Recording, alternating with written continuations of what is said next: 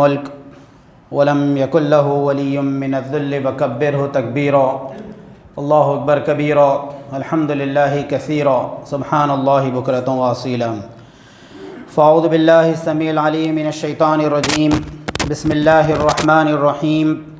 وَإِذْ قَالَ اللَّهُ يَا عِيسَى ابْنَ مَرْيَمَ أَنْتَ قُلْتَ لِلنَّاسِ اتَّخِذُونِي وَأُمِّيَ إِلَٰهَيْنِ مِن دُونِ اللَّهِ قَالَ سُبْحَانَكَ مَا يَكُونُ لِي أَنْ أَقُولَ مَا لَيْسَ لِي بِحَقٍّ إِنْ كُنْتُ قُلْتُهُ فَقَدْ عَلِمْتَهُ تَعْلَمُ مَا فِي نَفْسِي وَلَا أَعْلَمُ مَا فِي نَفْسِكَ إِنَّكَ أَنْتَ عَلَّامُ الْغُيُوبِ صدق اللہ العظیم۔ حمد و ستائش اللہ رب العالمین کے لیے ہے۔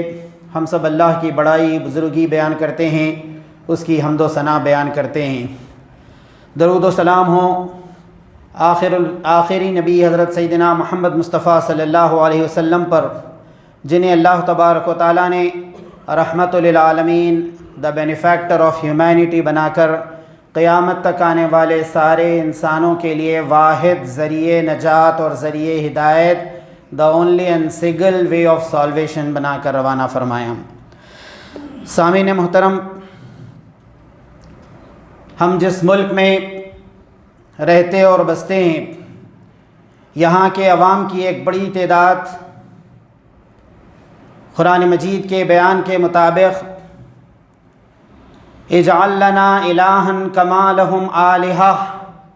اس آیت کی عملی تفسیر نظر آتی ہے، یعنی اللہ تبارک و تعالیٰ کو چھوڑ کر اللہ کی عبادت اور بندگی کے بجائے اپنے ہاتھوں سے بتوں کو بنانا، بت پرستی کرنا، آئیڈل ورشپ کے اندر مبتلا ہونا اور مختلف قسم کے اوہام پرستی اور شرک کے اندر مبتلا ہونا ہمارے اپنے ملک کے اندر ہم آئے دن دیکھتے ہوئے آتے ہیں۔ انسائکلوپیڈیا آف برٹانیکا میں ایک چیپٹر ہے، the chapter of religion and truth. اس میں الفاظ ملتے ہیں کہ ایک ایشین کنٹری ہے، ہندوستان کا تعارف، اس میں انڈیا کا انٹروڈکشن اس میں اس طرح کرایا گیا ہے کہ ایک ایشین کنٹری ہے، ایشیا کا ایک ملک ہے کہ جہاں ایک ایسا زمانہ گزرا ہے کہ یہاں پر 33 کروڑ خداؤں کی پوجا ہوتی تھی۔ انسانوں کی آبادی اتنی نہیں تھی اس وقت، لیکن ان سے زیادہ یہاں پر وہ خدا بنا لیے گئے تھے جو تخیلات کی بنیاد پر، اوہام کی بنیاد پر، قصے اور کہانیوں کی بنیاد پر اور محض کچھ تاریخی روایات کی بنیاد پر تھے۔ قرآن مجید کا یہ ایک مستقل ٹاپک ہے، مستقل عنوان ہے کہ انسان کیسے شرک میں مبتلا ہوتا ہے، بت پرستی انسانوں کے اندر کیسے آئی اور پھر اس کا کیا نقصان انسان کے کردار پر پڑتا ہے، ان کی زندگیوں پر پڑتا ہے۔ چنانچہ ایک حدیث میں یہ بات ملتی ہے کہ نبی کریم صلی اللہ علیہ وسلم نے پوری وضاحت کے ساتھ یہ فرمایا کہ دراصل حضرت آدم علیہ السلام نے جب اسلام کی دعوت پیش کی، پہلے انسان بھی تھے وہ اور پہلے پیغمبر بھی تھے، تو انہوں نے اپنے بچوں کو، اپنی نسل کو، اپنی جنریشن کو توحید کا راستہ بتایا، ایک خدا کی عبادت اور بندگی کی راہ پر انہیں قائم رکھا۔ لیکن جب آدم علیہ السلام اس دنیا سے رخصت ہوئے اور چند صدیوں کی مدت، کچھ سینچریز گزر گئے، تو اس موقع پر نسل آدم کے اندر شرک کا آغاز ہوا، بت پرستی کا آغاز ہوا۔ چنانچہ اس قوم کے کچھ نیک لوگ جنہیں صلحاء کہا جاتا ہے، اولیاء اللہ کہا جاتا ہے، نیک اور متقی لوگ جنہیں کہا جاتا ہے، انہوں نے تمام انسانوں کو آدم علیہ السلام کی تعلیمات کی طرف بلایا، توحید کی طرف بلایا، لیکن قوم کے اندر گمراہی پھیلی اور جب کسی نیک آدمی کا انتقال ہوتا تو لوگ اسی کو خدا کا اوتار بنا لیتے، اسی کا بت بنا کر اس کی پوجا کرتے۔ جس مقام پر ان کا انتقال ہوتا اس مقام کو عبادت گاہ بنا لیتے۔ لَنَتَّخِذَنَّ عَلَيْهِمْ مَسْجِدًا، سورہ کہف میں اس طرح کی بات بیان کی گئی کہ کچھ نیک لوگ نظر آئے اصحاب کہف کی شکل میں، تو کچھ لوگوں نے کہا کہ یہیں پر ہم مسجد بنا دیتے ہیں۔ تو نیک لوگوں کے گھروں کو،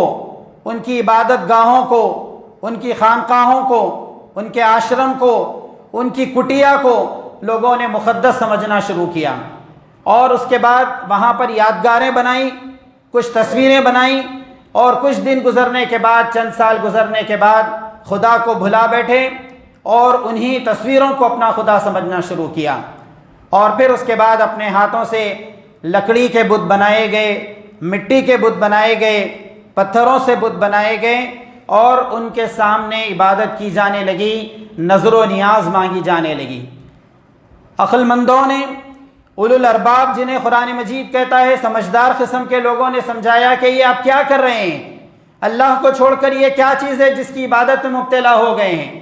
تو قرآن مجید نے یہ بات بیان کی کہ ان کا جواب ہمیشہ یہ رہا ہے، ما نعبدهم الا ليقربونا الى الله زلفا، ہم اسی لیے ان کی عبادت کر رہے ہیں کہ ہمیں اللہ کے قریب کریں گے، اللہ کے قریب کرنے کا کام انجام دیں گے، ہم انہیں واسطہ بنانا چاہتے ہیں تاکہ ہمیں یہ اللہ تبارک و تعالیٰ کا مقرب، جنہیں مقرب بارگاہ الہی کہا جاتا ہے، یہ کام انجام۔ تو ہم ان بتوں کی پوجا نہیں کر رہے ہیں، بلکہ ہم ان بتوں کو اپنے سامنے رکھ کر خدا کی عبادت کر رہے ہیں، ایک سوئی کے لیے، کانسنٹریشن کے لیے گویا ہم یہ کام کر رہے ہیں۔ جماعت اسلامی کے ایک بزرگ مولانا ابو النصر عابد صاحب گزرے ہیں، وہ غیر مسلموں کے سامنے اسلام کی دعوت کا کام بہت انجام دیتے تھے۔ انہوں نے ایک موقع پر ایک غیر مسلم سے سوال کیا، بڑے پڑھے لکھے آدمی سے، نان مسلم سے پوچھا کہ جب آپ عبادت کرتے ہیں ان بتوں کے سامنے، ان مورتیوں کے سامنے ٹھہر کر، تو آپ یہ کام کیوں کرتے ہیں؟ تو کہا کہ اس کے ذریعے سے ہمیں خدا کو یاد کرنے میں مدد ملتی ہے۔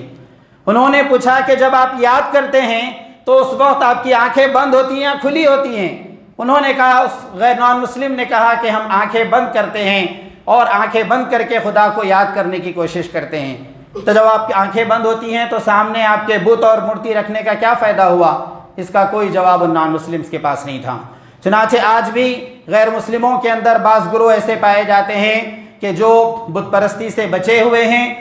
حالانکہ توحید کا واضح تصور ان کے پاس نہیں ہے، لیکن وہ ایک خدا کو مانتے ہیں، سپریم پاور کے قائل ہیں۔ قرآن مجید نے بات بیان کی کہ جب حضرت نوح علیہ السلام کو بھیجا گیا اس دنیا میں، تو جب تک نسل آدم کے اندر، جنریشن کے اندر، ہیومن ریس کے اندر بت پرستی کا آغاز ہو چکا تھا۔ انسانوں نے خود اپنے ہاتھوں سے بت بنا لیے تھے، اور پھر یہ کہ ان کی پوجا کی جانے لگی تھی۔ حضرت نوح علیہ السلام نے جب اسلام کا میسیج، اسلام کی دعوت پیش کی، تو قوم کے وہ لوگ جو شرک میں مبتلا تھے وہ اٹھ کھڑے ہوئے، ان کے خلاف اٹھ کھڑے ہوئے، اسلام کے اس میسیج کے خلاف اٹھ کھڑے ہوئے، پیغمبر کی اپوزیشن پارٹی وہ بن گئے۔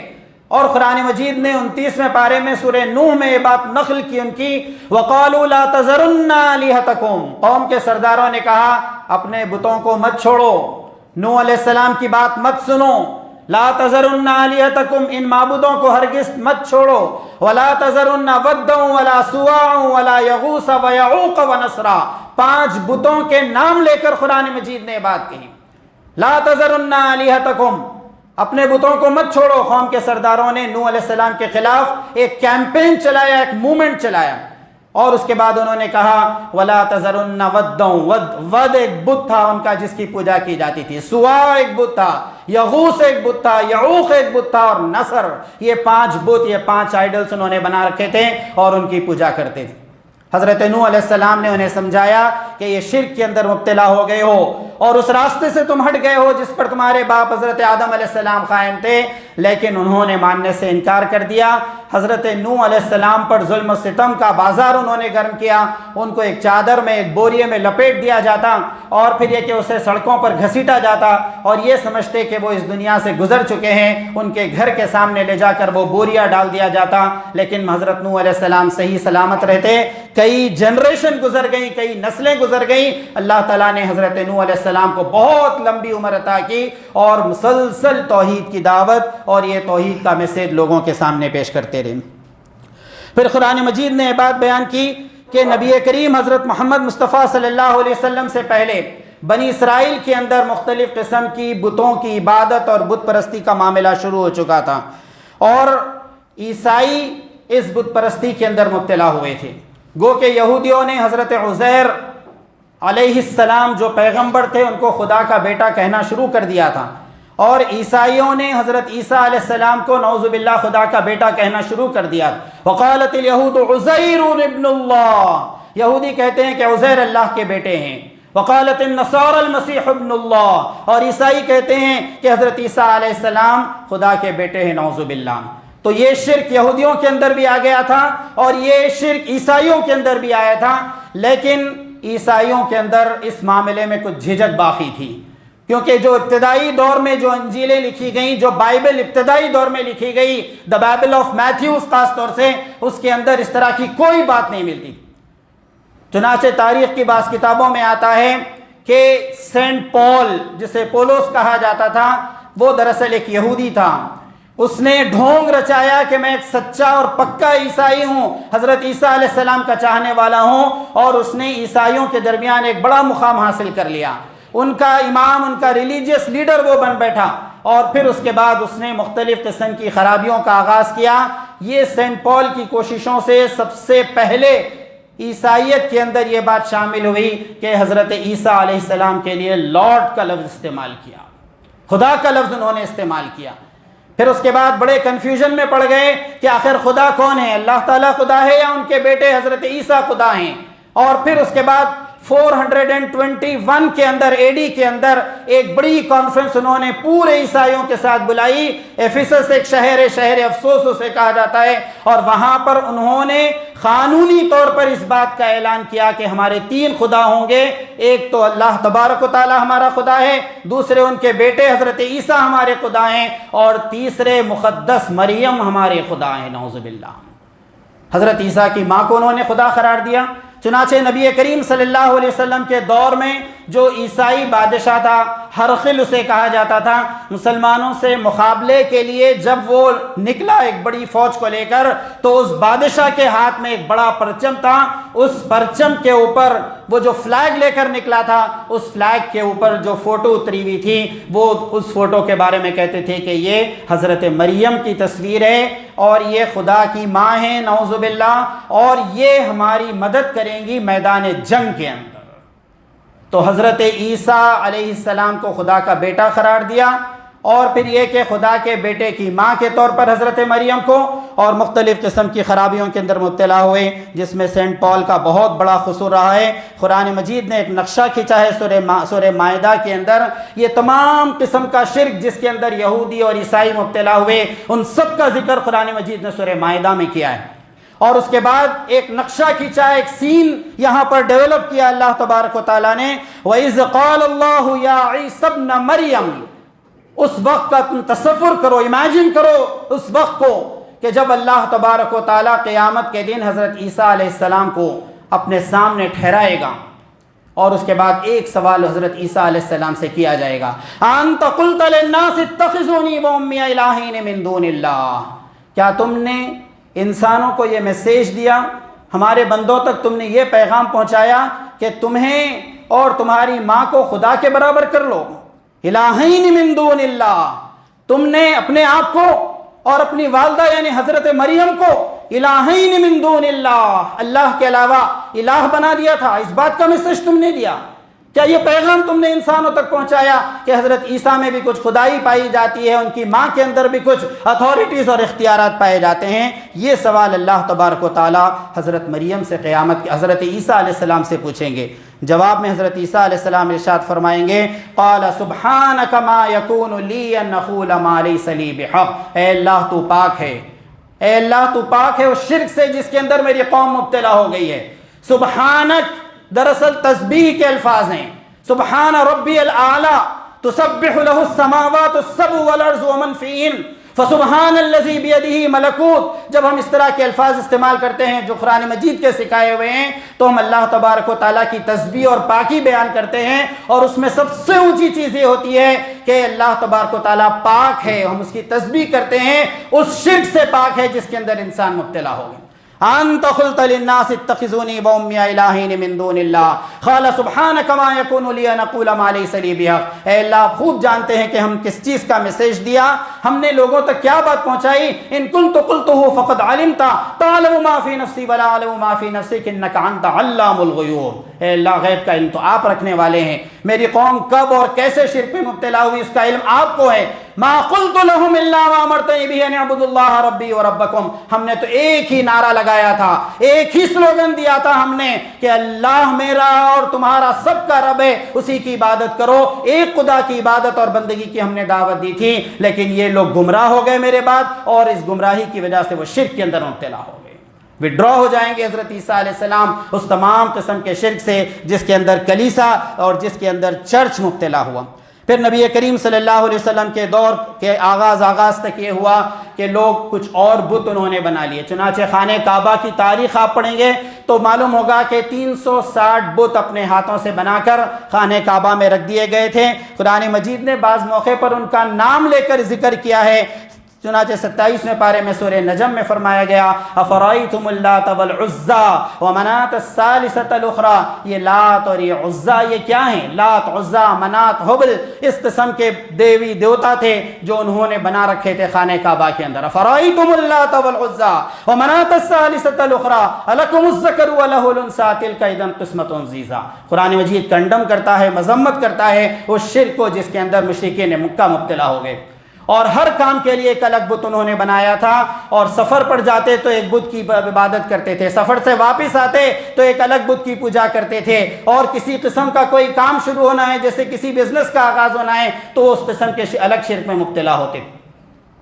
تو اس وقت آپ دیکھتے ہیں کہ ہمارے اپنے ملک کے اندر بھی اور دنیا کے بیشتر اور بے مقامات پر مختلف مذاہب کے ماننے والوں میں یہ بت پرستی، یہ بتوں کو بنانا اور پھر اس کی پوجا کرنا، یہ مراسم عبودیت کے اندر لوگوں نے شامل کر دیا ہے، اور پیغمبر ہمیشہ لوگوں کو اس چیز سے روکنے کے لیے آتے تھے۔ چنانچہ قرآن مجید نے نقشہ بیان کیا، حضرت سیدنا موسیٰ علیہ السلام کے بارے میں کہا گیا ہے یہ ایجپٹ سے نکل کر فلسطین کی طرف جا رہے تھے، اور 2 پیغمبر موجود تھے، موسیٰ علیہ السلام اور ان کے بھائی ہارون علیہ السلام، ایک قوم، ایک جنریشن، 2 پیغمبر زندہ موجود ہیں ان کے درمیان، 6 لاکھ کی تعداد میں تھے، اور اللہ تعالیٰ نے بڑی بڑی نشانیاں ان کو دکھائی تھیں، بڑے بڑے معجزے جسے چمتکار کہتے ہیں، سپر نیچرل یا میٹا فزیکل قسم کی چیزیں کہ جس سے انسان کی عقل حیران اور دنگ رہ جائے۔ وَلَقَدْ آتَيْنَا مُوسَىٰ 9 آیات بَيِّنَاتٍ، 9 نشانیاں کھلی کھلی ہم نے عطا کی تھیں حضرت موسیٰ علیہ السلام، اور ابھی فرعون کے ظلم سے بچا کر، فرعون اور اس کی فوج کو غرق کرا کر اللہ تبارک و تعالیٰ نے حضرت موسیٰ علیہ السلام کی قوم بنی اسرائیل کو نجات دی تھی۔ فلسطین کی طرف جا رہے تھے، راستے میں انہوں نے دیکھا وَجَاوَزْنَا بِبَنِي إِسْرَائِيلَ الْبَحْرَ فَأَتَوْا عَلَىٰ قَوْمٍ، ایک قوم سے انہیں سابقہ پیش آیا، جب وہ ٹریول کر رہے تھے، ان کی جرنی چل رہی تھی، ایک قوم انہیں نظر آئی، کیا کر رہے تھے وہ؟ فَأَتَوْا عَلَىٰ قَوْمٍ يَعْكُفُونَ عَلَىٰ أَصْنَامٍ لَهُمْ، یعکفون کا لفظ اعتکاف سے آیا ہے، اعتکاف، احترام کے ساتھ، عقیدت کے ساتھ بتوں کے سامنے بیٹھے ہوئے تھے، اصنام، صنم کی جمائیں،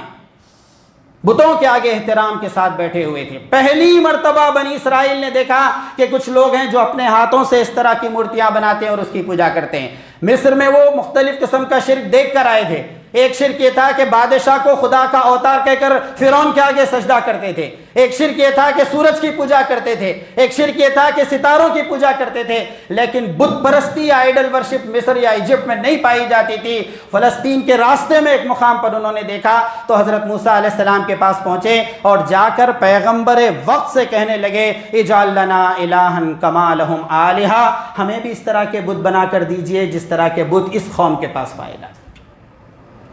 وہ پیغمبر جو توحید کی دعوت پیش کرنے آتے ہیں،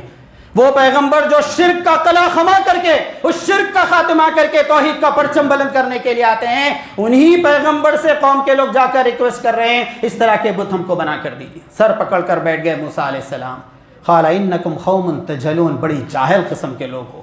ان هؤلاء متبر ما فيه وباطل ما كانوا يعملون قال غیر اللہ یبغیکم الہ وهو فضلکم علی العالمین، اللہ تعالیٰ نے پورے عالم پر تم کو فضیلت دی، یہ اور یہ نعمتیں تمہیں نوازی۔ پورا ایک خطبہ حضرت موسیٰ علیہ السلام کا جامع ترین خطبہ ملتا ہے سورہ اعراف کے اندر۔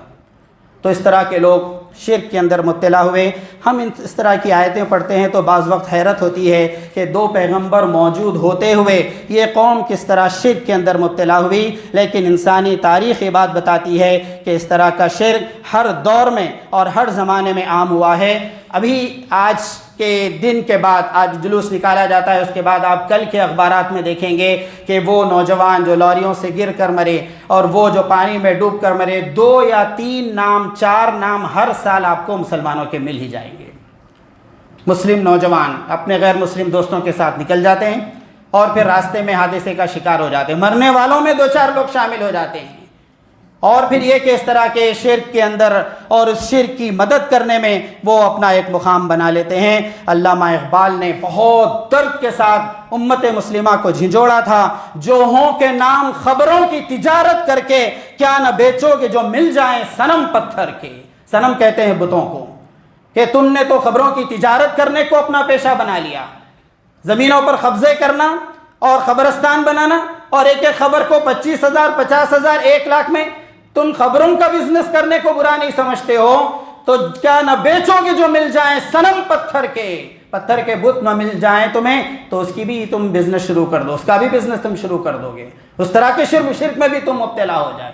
تو امت مسلمہ کے نوجوانوں کو، نئی نسل کو توحید خالص کی طرف دعوت دینا، اللہ کی وحدانیت، اللہ تبارک و تعالیٰ کی عظمت، اس کی بڑائی، اس کی کبریائی، اس کی ایبسولوٹ اتھارٹی، اس کے کمالات، اس کے اختیارات، یہ بارے میں زبردست قسم کی تعلیم دینا یہ اس وقت کا تقاضا ہے۔ اگر عقیدے میں توحید نہ ہو اور عمل میں سنت نہ ہو تو کوئی عمل انسان کو فائدہ نہیں دینے والا ہے۔ اللہ تعالیٰ سے دعا ہے کہ امت مسلمہ کے اندر توحید خالص اور پھر اس کے مطابق عمل کی توفیق عطا فرما۔ رب اغفر وارحم وانت خیر الراحمین والحمد للہ رب العالمین۔